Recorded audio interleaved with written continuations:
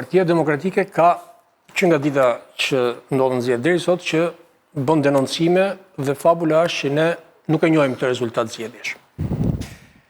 Për mbi një vit, por edhe në zgjedhjet më pashme, gjithmonë kanë qenë denoncimet ndaj qeverisë e drejtuar nga zoti Rama.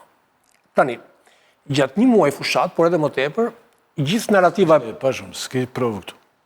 Makina që janë ndaluar dhe që ecin, njerëz që vinë vërtet aty dhe s'ka. Po e ke. Dhe këtë që më dhe pra.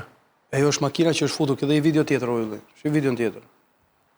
Ke 2 video. Një video sigurisht, ke poshtë tjetër, po. Se kjo është që kalon një makinë, kupton? Pa ajo është makina e kapur që futet në qendrën e votimit. E kapur nga mediat për vërtetës, që bëjnë... Ti mendon këtë portofoli këtu, ha? Duket paga e portofoli? Se ditajnë se portofoli të gjithë mbajnë. Po, aq lek në portofol nuk i ka... Se s'ke lek këtu, se mund të ketë edhe... Ja, për shembull, duket një dokument që s'është lek. Kush s'është lek? Ja, ky. Po kemë ato, ja ku i ke lek këtu, 50 eurove atje, i njeh dhe ti, njofin gjithë, nxirri aty edhe, më quaj mua mashtrues po duhet. Në qoftë se kjo është lek, po... Po më vje keq tash. Publiku nuk e shef atë çfarë po shihni ju. Jo, dakor. Vazhdo Tela. Nxirreni aty, s'ka problem. Nxirreni atë. Jo, e ka sjellë Lala këtë. Por ka dalë. Nuk është s'ka dalë. Ka dalë si video. E ka sjellë ajo që doja të lëvizë është që fushata elektorale e Partisë Demokratike u ndërtua mbi fabulën të gjithë bashkë të fitojmë zgjedhjet. Pra po bëjmë një program, po zgjedhim një listë deputetësh, një listë hapur në përreth, ne do fitojmë zgjedhjet dhe kur të fitojmë zgjedhjet do qeverisim në këtë mënyrë. Dakor? Evidentoheshin raste të krimit zgjedhor, po ngrihen në kuadrin e denoncimeve. Tani, duke dhe kallëzim janë bërë 90. Po pra, denoncime kallëzime. Për qenë korrekt. Tani, në gjithë këtë periudhë, në gjithë opinionin publik, në studio televizive, mes jush, ishte e qartë që përballë kësaj qeverie është e vështirë të fitosh, sepse kjo qeveria ka pushtetin, ka parat, ka mafian, ka administratën kontroll, ka policinë kontroll, ka spakun kontroll, ka shërbimin, pra ka gjithçka në kontroll, e ka të vetën. Dakor? Tani pse ju hyt në zgjedhje me shpresën dhe mbarsjen e opinionit publik, po mbi të gjitha të njerëzve të opozitës se do fitoni zgjedhjet, duke qenë bindur që përballë këtij regjimi që e thoni ju nuk fitojnë zgjedhjet, dhe tani mbasi mbaron kjo histori, ju thoni ne humbëm sepse kemi përballë këtë regjimin. Pse ju mos hyni në zgjedhje me idenë që ne do hyjmë, do denoncojmë se çfarë ndodh, është e pamundur ta fitojmë, por ne duhet të hyjmë, përfaqësojmë një pjesë të popullsisë që nuk mendon si qeveria, si patronazhistët, si militantët, dhe do hyjmë bëjmë maksimumin për të arritur që kemi mundësi të kapim.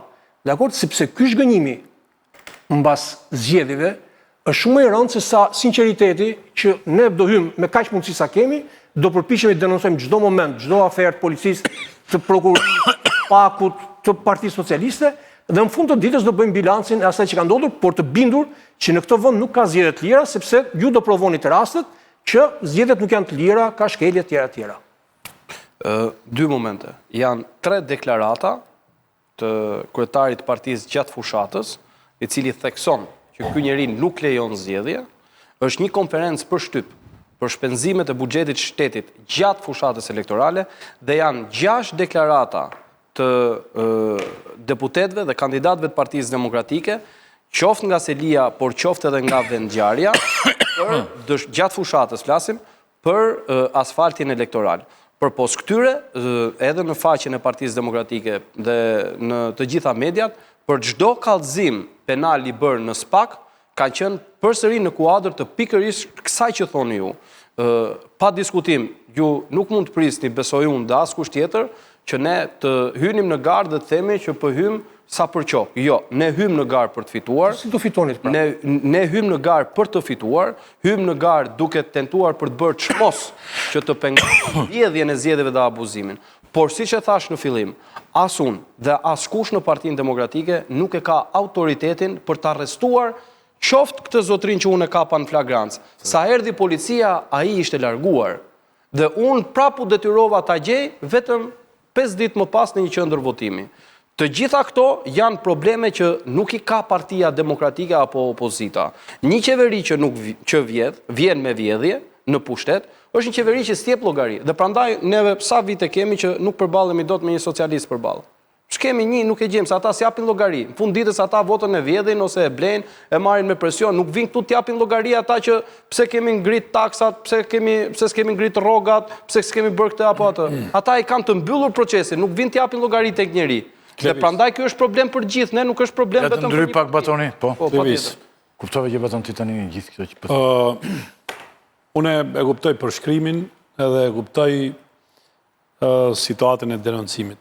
Megjithatë, unë mund të konstatoj se fituesi i vetëm i këtyre zgjedhjeve është një njeri, Sali Berisha. Dhe si humb situatë se. jo, fituesi i këtyre zgjedhjeve është Sali Berisha. Fitoj se po mundohem me arsyetu pse. Unë i njeh 5 lider të cilët kam pas përplasje brenda partive, të cilët janë zhdukur, nuk ekzistojnë më si lider, s'po du me t'i përmend. Një prej emrave kryesor janë, domethënë, që po ta përmendin Boris Tadićin, po ta përmendin Gruevskin, po ta përmendin një në Slovaki, një në Çeki e tjera, janë të tillët që kanë humbur. I vetmi realisht që e rikthej veten në një farë mënyre që ishte i humbur, është Sali Berisha. Si individ, në një betejë brenda të djathtës, ajo është fituesi. Si individ, brenda një betejë elektorale, ajo është fituesi. Por humbsi është Partia Demokratike me këto zgjedhje. Ma bëjti dallimin e kësaj narrative. A mundet që një individ i cili kishte ikur nga politika tjetë fitues dhe Partia Demokratike tjetë humbsi? Dhe cila është narracioni që ju në të ardhmen ta shëndroni fitorin në individin dhe humbjen e partisë në një fitore të ardhshme. Pyetja ime e parë është këtu, pastaj mund ta diskutoj. Në besimin tim, do thuj mas pari që a kam gabim apo jo, pastaj vazhdojmë. Është mendimi juaj dhe nuk e kam tu. Po ballavaçohemi. Unë thjesht mund të them që në mendimin tim një kryetar apo një parti dhe antarët e një partie nuk mund të kenë fitore apo dështime të veçanta në një proces zgjedhor. Dështimi apo humbja, për që në të saktë, është e gjithëve ne, si parti, qofse po flasim si parti. Këtu është edhe më e gjerë. Këtu nuk është se ka humbur vetëm PD-ja, po këtu kemi humbur gjithë, si shoqëri. Sepse është mbajtur edhe 4 vite një pushtet që ne gjithë e dim s'kemi asnjë surprizë, askush s'pret asgjë nga ky pushtet. Do të vazhdojnë këto që janë, 40 milion euro i e tjera me radhë. Afera që do të vazhdojnë. Nuk pret asnjë shqiptar dhe prandaj nuk ka asnjë gëzim këtu. E vetmja është një frikë që mund të largohen dhe 200.000 shqiptar tjerë dhe kush do mbetet. Kjo është e vetmja gjë që ka pllakosur sot vendin. Në këtë aspekt, për sa i përket analizës që ju bëni në rastin e individit Sali Berisha, po, Sali Berisha është unikal, patjetër bën diferencën me ata që ju përmendën se ishte një njeri që u rikthye pavarësisht një sulmi kombëtar dhe mafie ndërkombëtare dhe çfarë të doni ju. Dhe arriti me këtë forcë, po pati një gjë të veçantë, të ndryshme. Sali Berisha u rikthye me votë. Në rastin konkret ne s'kemi votë, s'kemi zgjedhje. Procesi që ju përmendni brenda Partisë Demokratike erdhi me zgjedhje. Kurse këtu nuk ka zgjedhje. Dhe ajo çfarë më frikson mua më shumë nga kjo situatë është ne të normalizohemi me krimin.